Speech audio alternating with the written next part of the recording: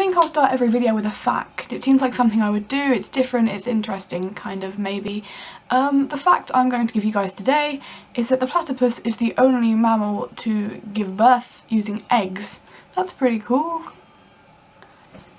Anyway, the response you guys gave me on my first video was absolutely insane. Like, I can't even talk about how incredible that was. My first video got like 400 views.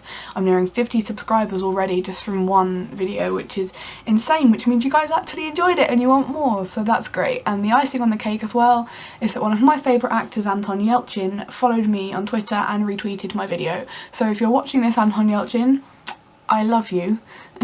So today's video is going to be something a little bit more light-hearted because the other one was a bit, you know, kind of ranty, depressing, and it's going to be more about the things you love and why you shouldn't be afraid to love them. And I'm going to start off by just kind of clarifying the difference between a nerd and a geek. And I'm not talking about the kind of geek that you see sat in Starbucks with the big geek shirt on and the booty shorts that show her bum. I don't mean that kind of geek. Well, a good example, I suppose, is I saw on Facebook the other day there was a status that said, I'm at my boyfriend's house playing Skyrim, I'm such a nerd, lol. A nerd is defined on Google, if I can remember correctly, as an intelligent person who has studied or is advanced in a particular technical or professional discipline. So that's someone really, really clever with either a large span of general knowledge or someone who is trained a lot in an academic subject like maths or science, someone, you know, really, really smart. And a geek is defined as someone with eccentric devotion to a particular subject. Yeah, a geek is your obsessions. It's the stuff that you stay up all night researching, crying over, saving 300, 400 pictures over. Geekdom is knowing that the serial number on the side of the USS Enterprise is NCC1701A, or knowing that the Slitheen come from Raxacoricophalopatorius, which is home to the Pepito tree. Which of course I totally didn't know off the top of my head. No, not at all, definitely not. That is geekery. I am a geek. I sit and I obsess and I cry and I research, and that is exactly what I do, and it takes over my life. And if I'm honest, I couldn't care less. And I think the point of this video is going to be that, like, neither should you. I once knew a girl who told me that she'd been a Lord of the Rings fan for most of her life, yet she never told anyone because it would make her look weird in front of her friends. First off, if your friends are not talking to you or calling you weird because of the things that you like and the things that make you happy, they're not the kind of friends you're going to want to be around. And trust me when I say this, at no point will you lose your friends for telling them the stuff you like or the stuff you're kind of obsessing over and stuff. You might even make more friends. Like, a little story for you. I recently did this thing called The Challenge, which is where you meet new people, you go out, you know, adventuring and stuff. And I did it to get over my personal anxiety. And when I went in the room, I didn't know anyone there, I was shaking, I was terrified, and a girl came up to me and the first thing she said was, "Wow, I love your Star Trek pin."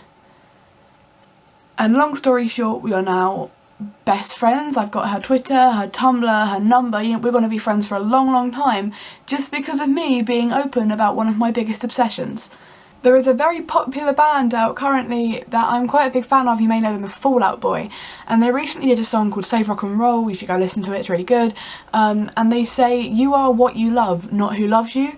And I didn't want to be all weird and quoting song lyrics here and stuff, but they are some of the most accurate song lyrics I've heard in a long time. The stuff you love makes you the person you are. You are what you love. Like, it's insane. All of my fandoms, all of my, you know, my loves make me into the person I am currently. The stuff I'm obsessed with, it kind of made me grow as a person. So, like, if you want to spend all day reading Avengers fanfiction, if you want to spend all of your birthday money making the perfect Dean Winchester cosplay, if you want to stay up all night watching season 1, 2 and 3 of Teen Wolf, do it. Like, nothing should be able to stop you from that. Not if people call you weird, not if people, you know, make fun of you for it, because it's what you love and it's what makes you happy. You should never be afraid to be expressive about the things that you absolutely adore. Like, the amount of times I've heard, "Hannah, do you ever talk about anything other than Benedict Cumberbatch?" No. And you know what? If you don't like it, fuck off, because that's what makes me happy. That's what I enjoy doing. Like, it's the stuff that I really love. And I can imagine that's the kind of stuff you love as well, hopefully, if you're watching this video.